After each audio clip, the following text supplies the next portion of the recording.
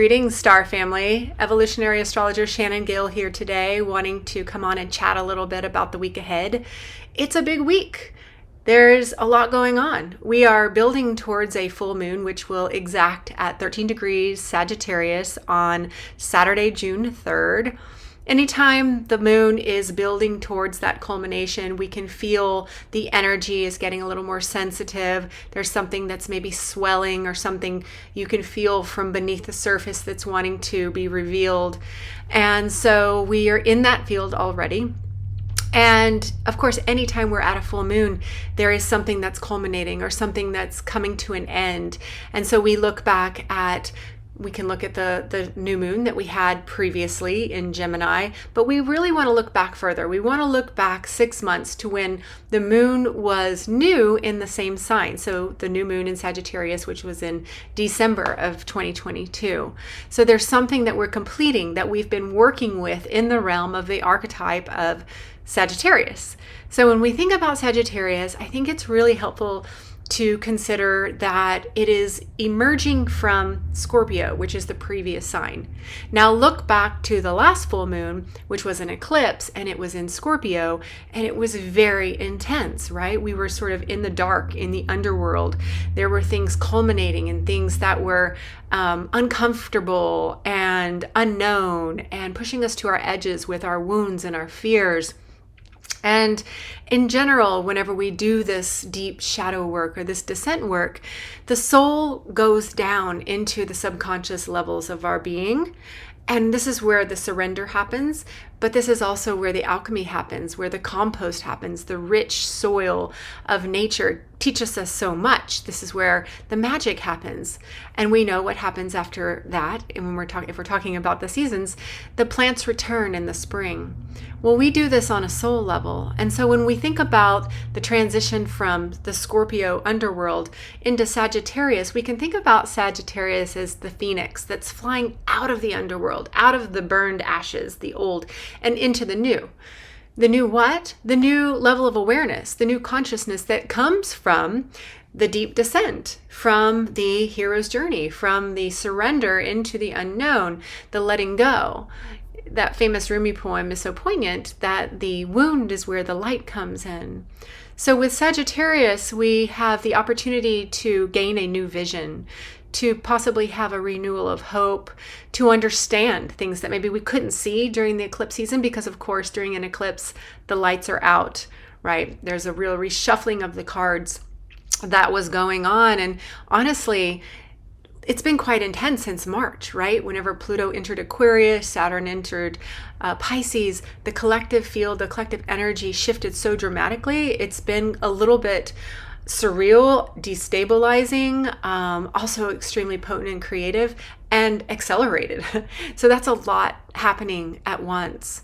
So this full moon that's coming, it feels like is inviting us to have a new perspective, to be sort of like a hawk, where we get to have a little bit of distance and objectivity and awareness that is just barely integrating from what we went through for the last couple of months.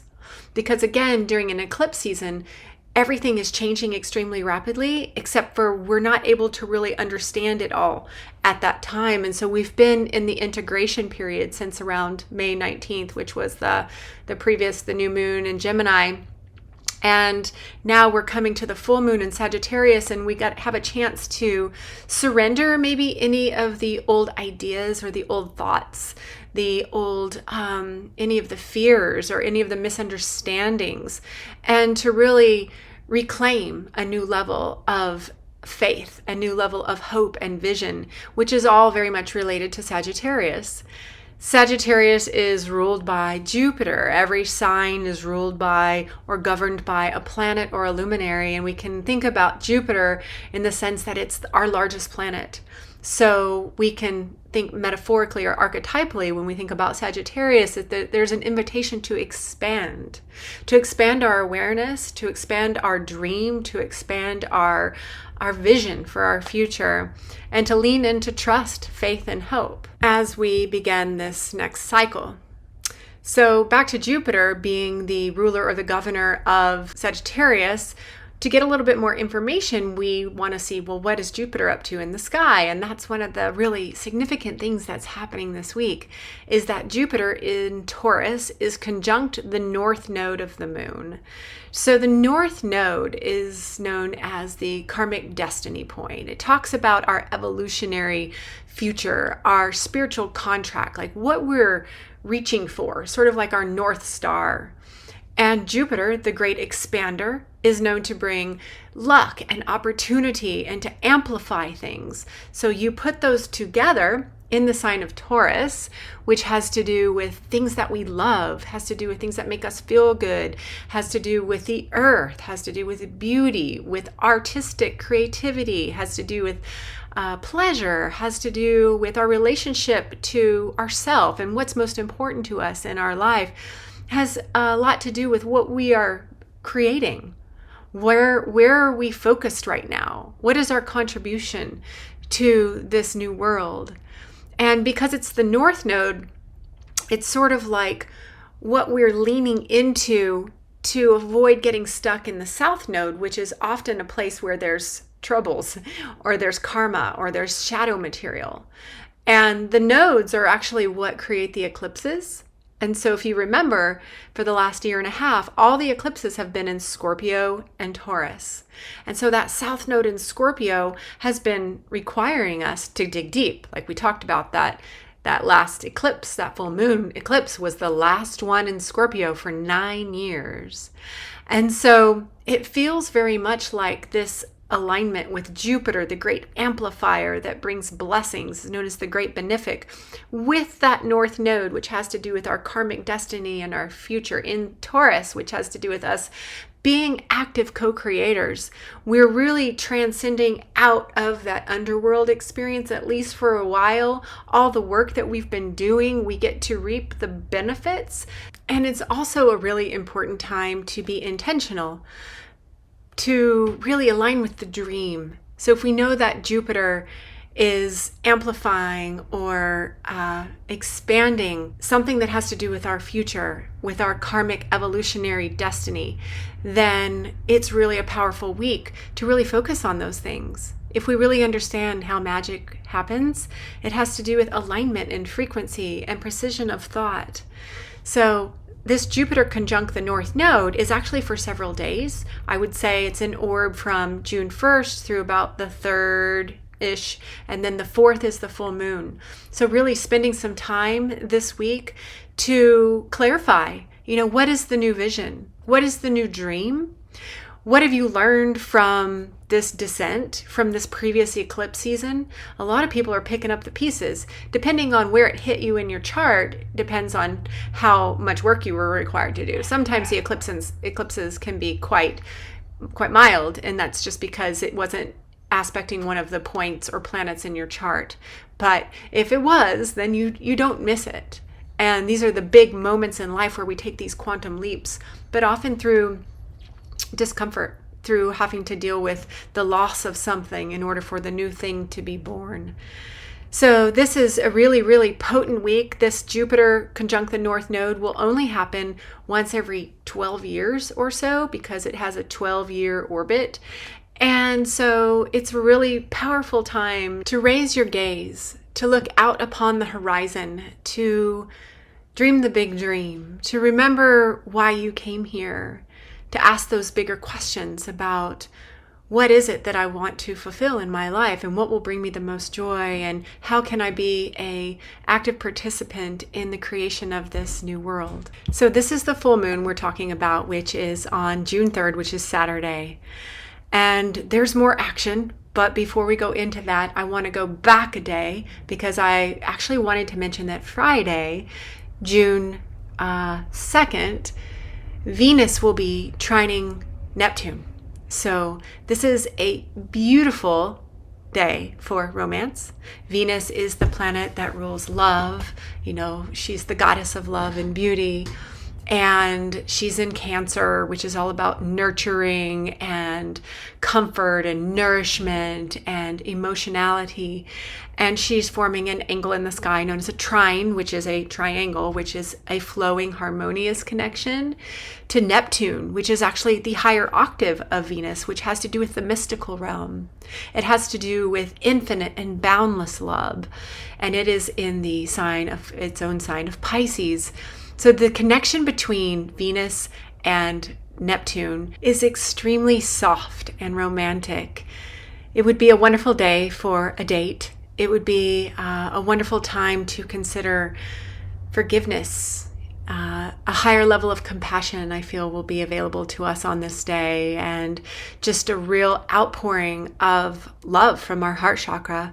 It also could be a really creative day for those of us that are maybe creating projects or artistic endeavors where the higher frequencies and the higher mystical energies just flow through and can become sort of just like an instrument of the divine manifesting spirit into form.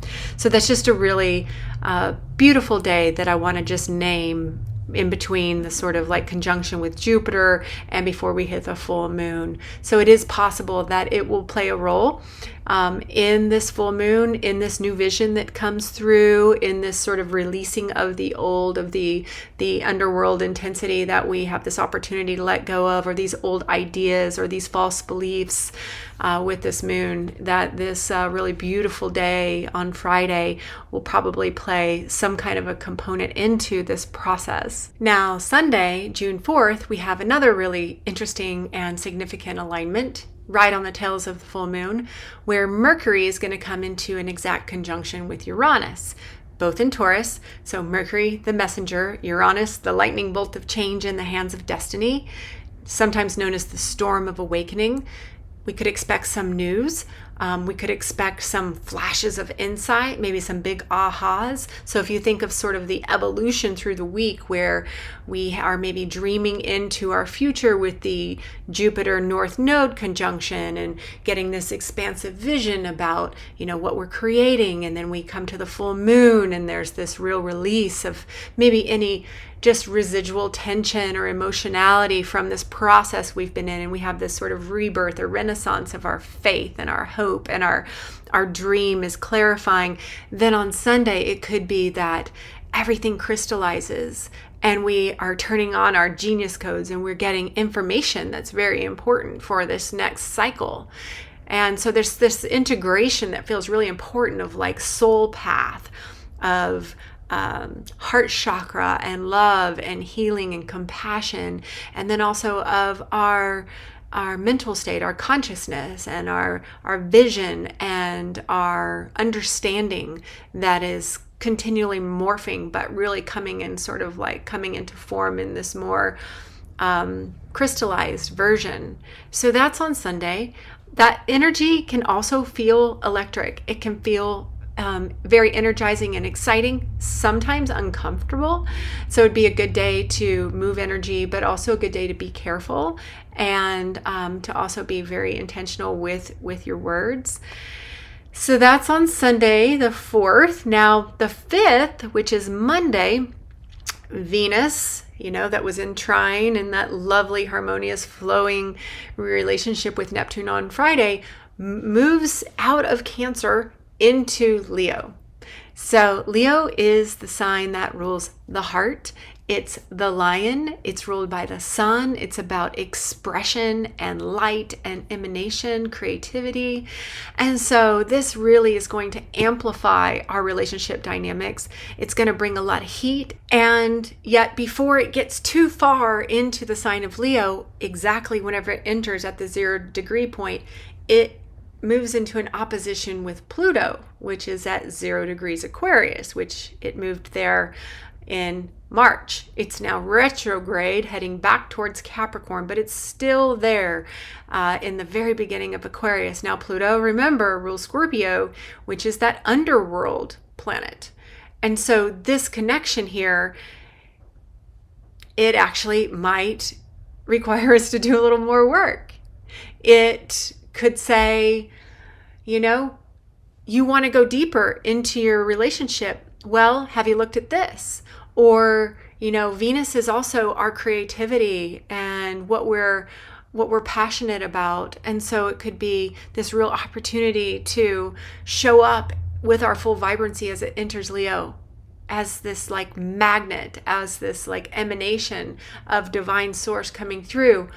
Is there anything in the way? Pluto might show us where we're playing small, or where we're, we've got some hang-ups, some insecurities around some of those things. It also could be some unfinished business. It could be a little bit of a premonition as to what may be coming. And the reason why I say that is because Venus is going to go retrograde in July in Leo. So it's actually going to spend a long time in Leo. So we're going to get into that later, but I just wanted to at least kind of give a little bit of information about what to expect as Venus does enter into the sign. It has this really intense opposition with Pluto. So just pay attention to some of the material that might arise at that entryway on Monday, because it could be that we're going to be required to work with some of that over the next few months. So that's what I have for you today. It is going to be a really expansive week, an exciting week, hopefully a healing week. I really encourage you to make the most of your capacity to let go of the past and really focus on the dream. And just to remember, I think that, there's a lot of contrasting or diverse energy in these aspects that are taking place throughout the week, that we don't do it all at once. And we're always going to have to shed another skin, just like a snake. So there is something about just enjoying the ride. There is no destination. I know it sounds totally cliche, but just understand that there is something bigger. There's something larger happening, this alchemical transformation between the ages, and the work that we're doing inside of ourselves and within our own family units, within our own communities, is the pathway to the new world. So have fun doing it. This is Gemini season. We should be outside. We should be in the sunshine. Definitely if we're in the northern hemisphere. Forgive me, my southern hemisphere friends. Have some fun. Trust the process. And as always, thank you for being a part of the shift.